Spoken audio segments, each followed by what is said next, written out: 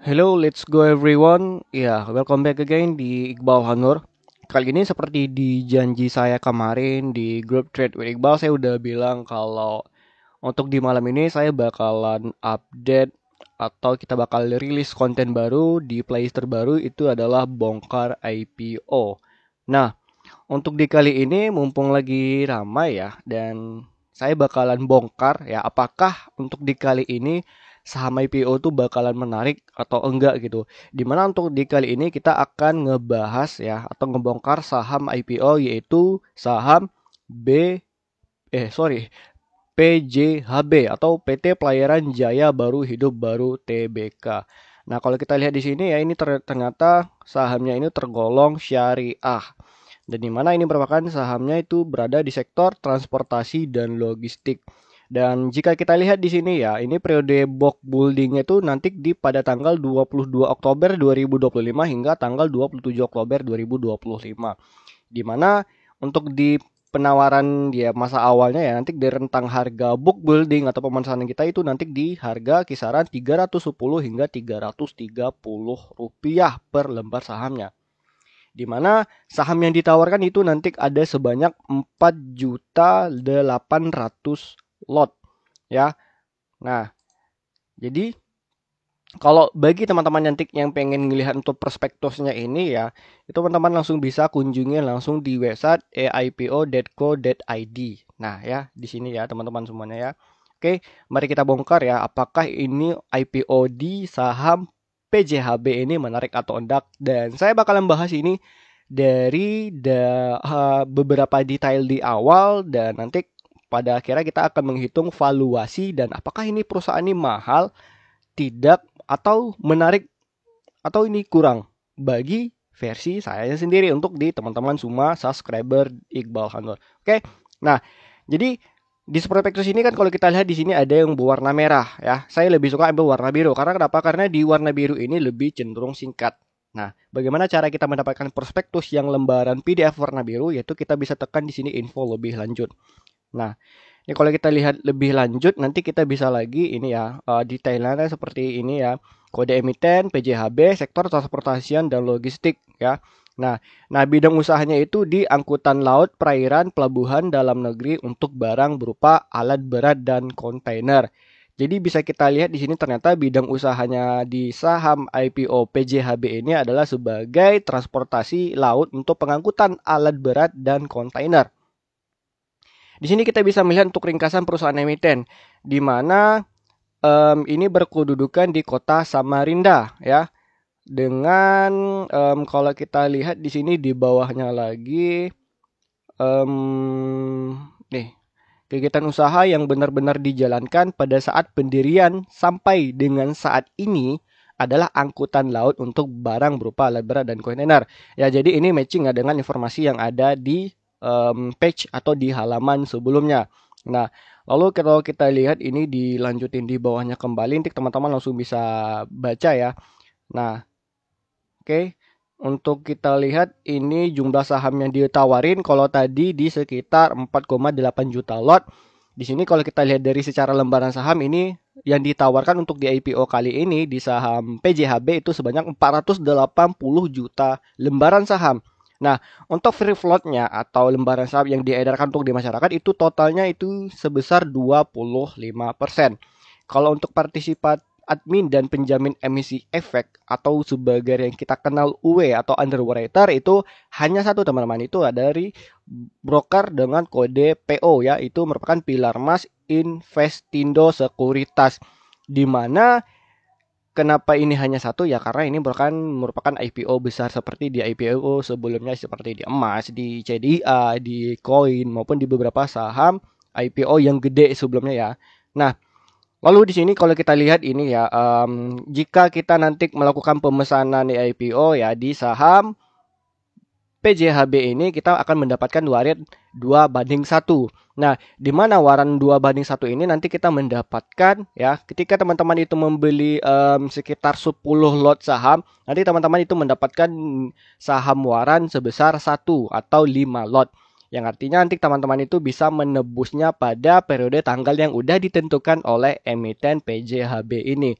nanti di bagian deskripsi PDF-nya nanti ya di prospektus nanti bakalan saya jelasin itu kapan nanti kita bakalan baca. Nah, kalau kita lihat di sini prospektusnya kan dibagi dua seperti yang udah saya bilang di page atau di halaman di awal saya bilang di sini kalau untuk di PDF warna merah ini teman-teman ini bakalan kepanjangan ya sampai ratusan halaman. Di mana nanti teman-teman bisa melihat ini ternyata ya untuk di sini teman-teman itu bisa ngebaca sampai 337 halaman. Maka dari itu saya lebih suka untuk ringkasannya yaitu ya di PDF yang warna biru ini karena itu hanya sampai di 3 lembar saja. Oke, mari kita bahas bagaimana ini prospek di emiten saham AIPO di PJHB. Nah, kalau lihat kita kembali ya ini sama seperti di data yang udah saya bacain dari awal ya. Dimana nanti kita bisa melihat di masa penawaran awal itu pada tanggal 22 hingga 27 Oktober 2025. Untuk di tanggal efektifnya nanti itu di 29 Oktober di 2025 ya, dimana itu menjadi sebuah penawaran final ya. Nah nanti di masa penawaran umum ya atau di finalnya kita untuk harganya itu di berapa di kisaran 310 atau di 330 ya, nanti finalnya di mana itu di kisaran di tanggal 30 Oktober hingga di 3 November 2025. Dan untuk penjatahannya nanti dibagikan kepada para investor yang udah mesen itu pada tanggal 3 November 2025.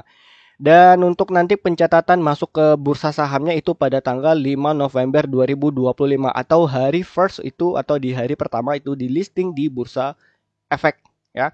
Nah, lalu kita turunin ke bawah, nanti kita bisa lihat lagi, kita matchingkan kembali ya. Untuk melalui penawaran umum kepada masyarakat dalam jumlah sebanyak-banyaknya itu 480 juta saham. Nah, ya, dimana nanti kita di sini bisa turunin lagi kembali ya. Nanti ditawarkan kepada masyarakat dengan harga penawaran sekitar antara 310 hingga di 330.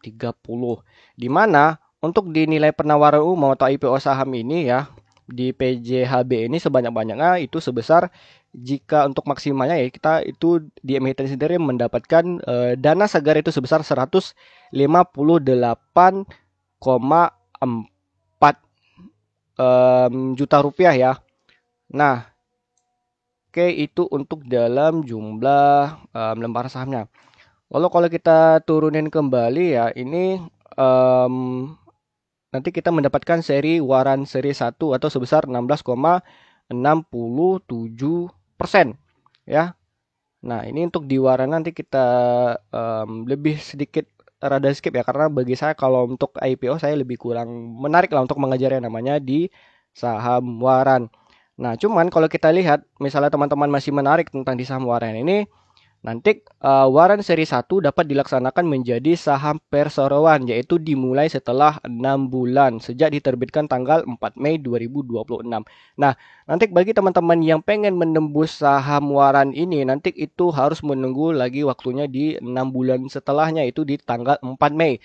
Seandainya nanti ini IPO saham PJHB-nya mengalami kenaikan harga, teman-teman untuk menembus saham warannya untuk menjadi lebih tertarik dong ya kan. Tapi misalnya harga sahamnya turun, ya mungkin teman-teman langsung bisa memilihkan untuk menjual sahamnya. Oke, kalau kita turunin lagi ke bawah ya teman-teman ya. Ini bisa kita melihatnya bahwa ini ada beberapa pemegang atau shareholdersnya ya. Dimana kalau kita lihat di sini beberapa nama ya. Seperti Hero Gozali, Go Xiaobei, terus ada Lia Aryani Setiawan atau Meiwan.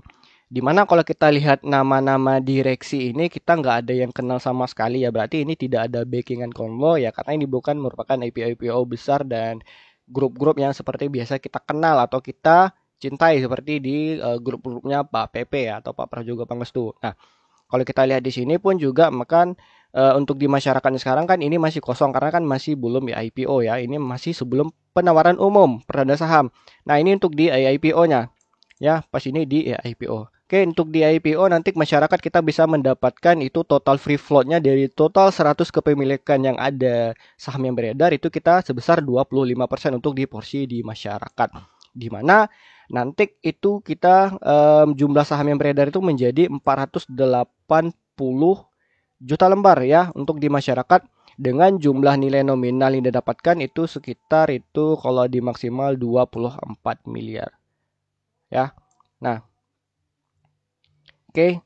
Langsung saja kita melihat di sini bahwa kalau ini dari beberapa direksinya kan ini di saat sebelum IPO, setelah IPO ini sahamnya mereka mengalami delusional ya, karena tadi apa ya, karena mereka ini udah mau IPO, jadi pecahan masyarakatnya, pecahan kepemilikan sahamnya mereka itu udah dibagikan ke masyarakat.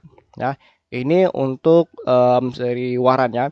Terus kalau kita scroll ke bawah ya, untuk pencatatan saham perseroan di Bursa Efek. Nah, di sini teman-teman langsung bisa ngebaca ya. 480 juta saham ya, atau sebanyak-banyaknya 25% ya, modal ditempatkan dan disetor penuh setelah IPO.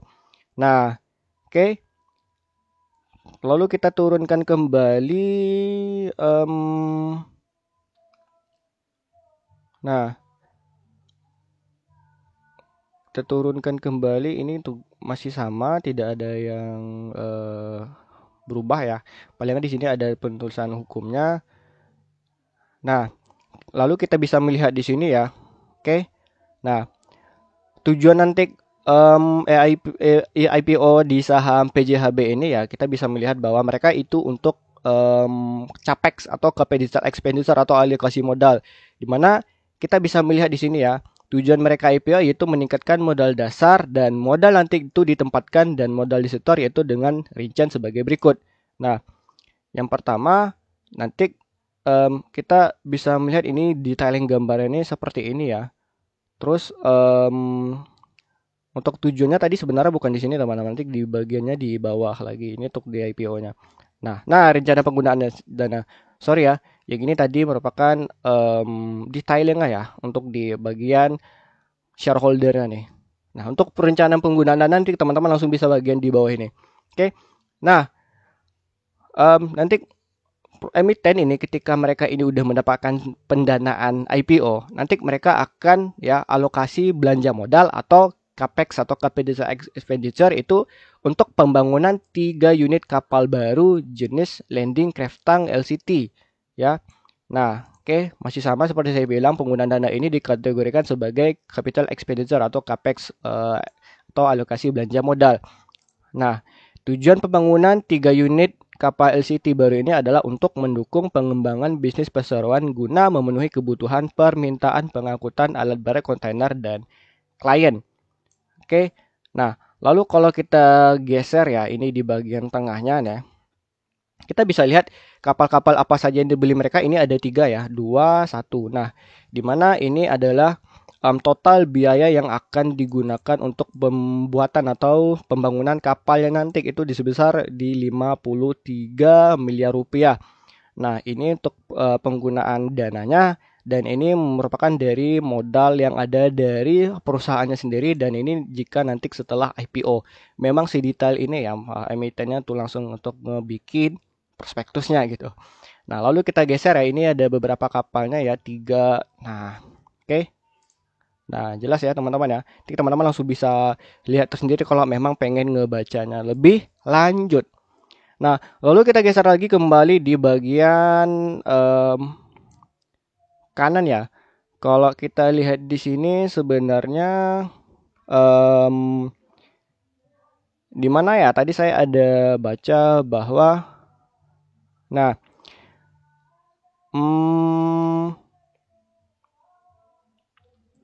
Nah, intinya di sini bagi teman-teman ya, ternyata itu ada kapal ya sekitar nomor 2 dan 3, mereka udah mulai ada kontrak untuk mulai pembuatannya. Artinya nanti mereka ketika mendapatkan galangan dana IPO, mereka langsung melunaskan untuk pembayarannya di kapal itu dan juga pembuatan kapal yang pertama ya, teman-teman ya. Nah, artinya tanda jadi mereka itu udah mulai dikontrak, di mana nanti di sini teman-teman langsung bisa ngebacanya bahwa mereka untuk pembangunan kapalnya ini nanti di waktunya itu sampai di 12 bulan ya.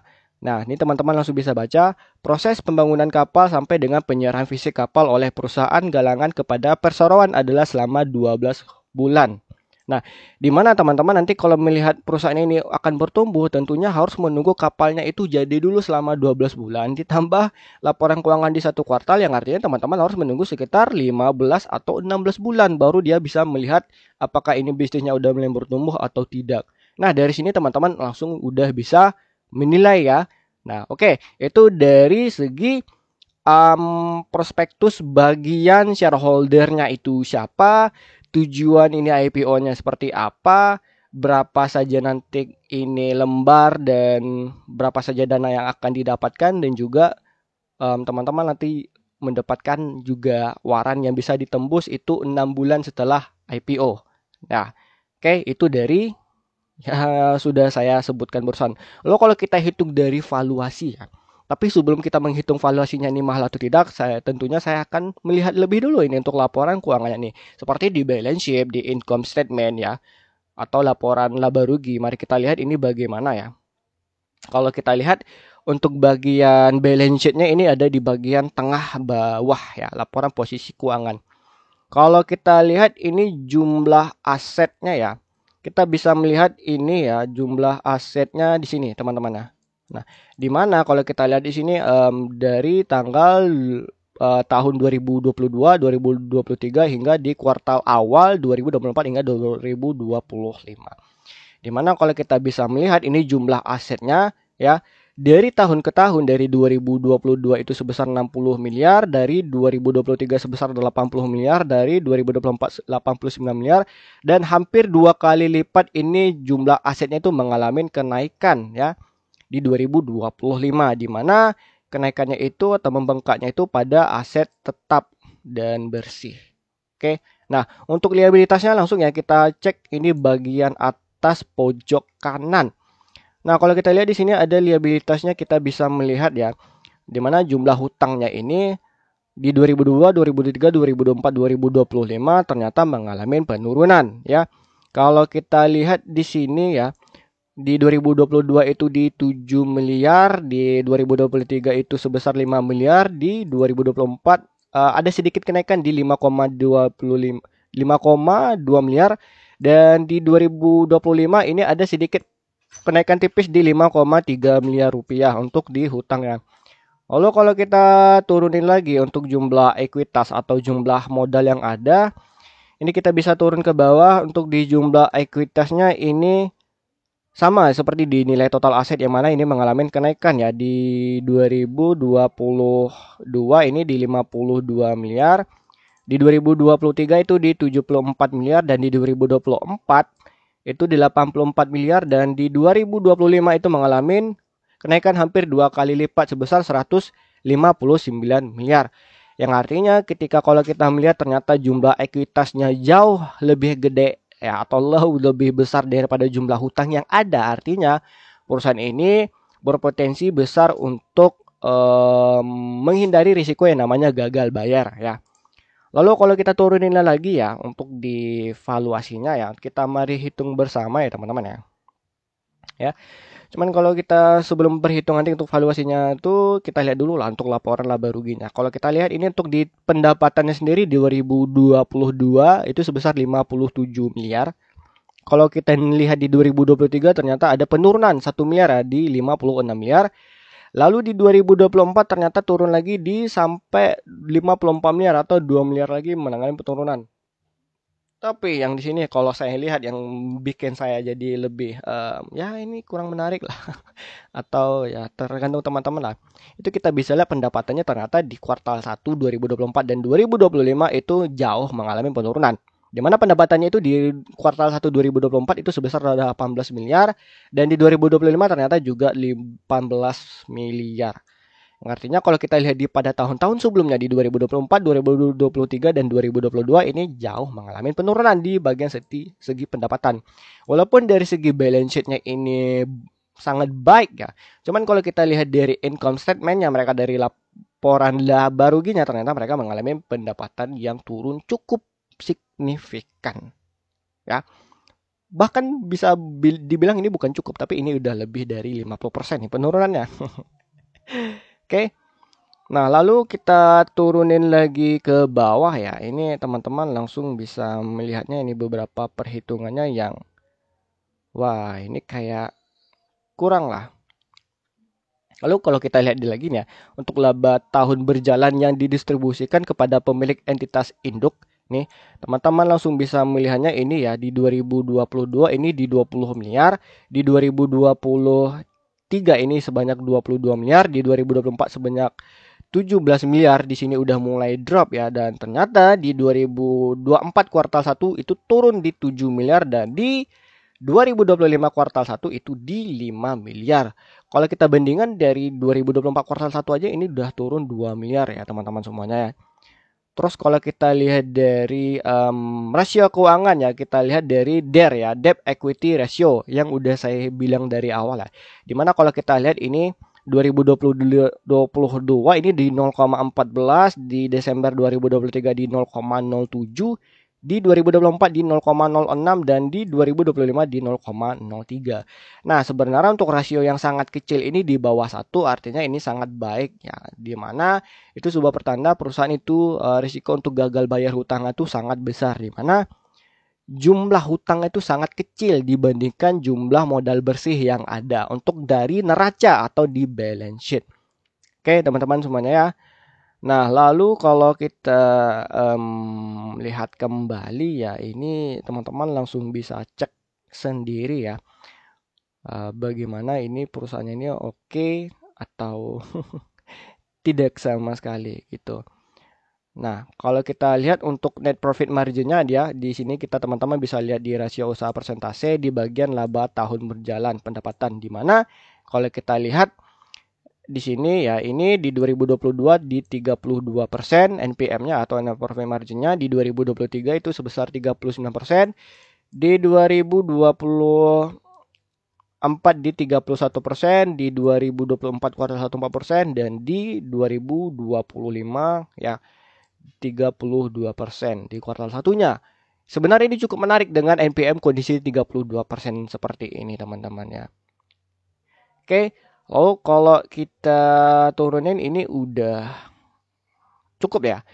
Jadi mari kita hitung untuk dari nilai valuasinya. Bagaimana cara menghitung PI rasionya.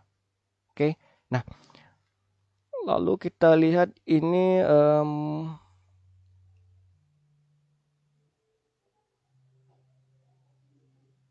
laba tahun berjalannya tadi, mari kita cek ya. Dimana di sini ada perhitungannya di 5,864. Di sini mari kita cek untuk di kalkulatornya teman masing-masing ya. Dimana kalau kita di sini copy ya, ini kan masih di kuartal 1 ya teman-teman ya. Nah, di sini kan kuartal 1 kita samakan aja dengan 1 tahun, berarti kita kalikan 3, berarti sama dengan nilainya sebesar 17,593 atau di 17,5 miliar rupiah ya. Itu untuk dalam perhitungan 1 tahun ya, untuk PI ya. Nah, untuk harga earning rasionya. Lalu teman-teman ya, langsung kita cek bagaimana ini perhitungan EPS-nya. Nah, oke. Berarti ini dinilai 17,5, ini kita copy dulu ya teman-teman ya.